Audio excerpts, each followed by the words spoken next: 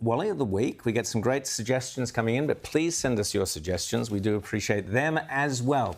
But Kamala Harris has come up on our radar after the ABC did a good interview, a very good interview, but have a listen. Poor old Kamala was struggling. The word salad didn't work quite as well as it normally does. Have a listen. But wasn't Joe Biden then, to put it on him, wasn't his refusal to recognise his own frailties the reason that you faced a nearly impossible task? I ran against Donald Trump for president, and Donald Trump ran on a platform that was, in large part, I believe, misrepresenting his intentions to the American people. I want to interrupt you because that is a world-class pivot, but it is not the question that I asked you. Are you still reluctant to criticise the former president?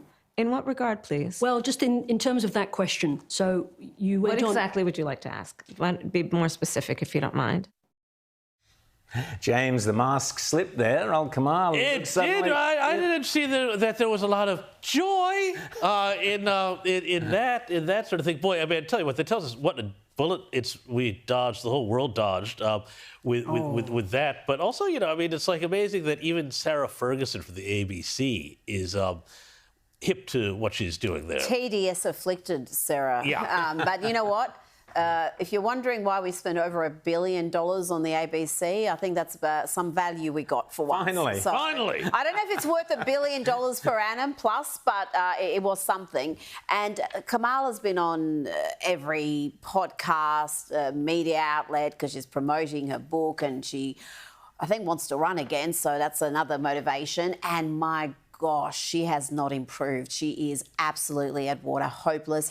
And one of the really fascinating interviews was when she gave an insight into the moment she realised, because she genuinely thought she was going to win. She genuinely believed her own BS. I mean, I don't know how you still believe the nonsense polls and the pundits who've been so consistently wrong, but she believed it. And she said when she realised that it wasn't going to happen, she just kept saying, my God, my God. And she called herself inarticulate. And I was like, wow. Wow. A moment of insight. But That's surely lovely. she would have been pleased to have been unburdened by the presidential and what has been. success. No. But we've also, while we're speaking of US presidents, you've got one. Well, yeah, I've got another person here. And you know, I was going to nominate Prince Andrew, but then I realised it's Wally of the week, not Willie of the week. But anyway. And he's no longer a prince. And he's no longer a prince, that's right. But no, Michelle Obama, have a look at this unbelievable self-pitying interview that she gave. You said we were all too aware that as a first black couple, we couldn't afford any missteps. Yeah. And you also say, as a black woman, I was under a particularly white hot glare. Did you feel that? For sure. You can't afford to get anything wrong because you didn't get at least until the country came to know us, we didn't get the grace that I think some other families have gotten. You know, this reminds me of what I loved about the Obama administration. It was all the racial healing. Look, if there was anybody who was given more passes, more grace, more excuses made for absolutely everything, show me who. I mean, you want to talk about first ladies under a white-hot glare of criticism? Look at the very glamorous Melania Trump, who gets nothing but criticism from the press. She was given an absolute dream run. And for her to pretend that there was, you know, racism or whatever behind how she was treated as the first lady and how she and Barack were treated as the first couple, that is just, again, it's the same divisive nonsense that they peddled for all 8 years of that horrific presidency. We talked about gaslighting before. That is weapon-grade gaslighting. That couple got nothing but a collective tongue bath from the media for 8 years. It was nothing but endless adulation. If there was a word of criticism for, say, a Fox News or some conservative pundit, all the leftist media would rally around them and present it as grossly unfair.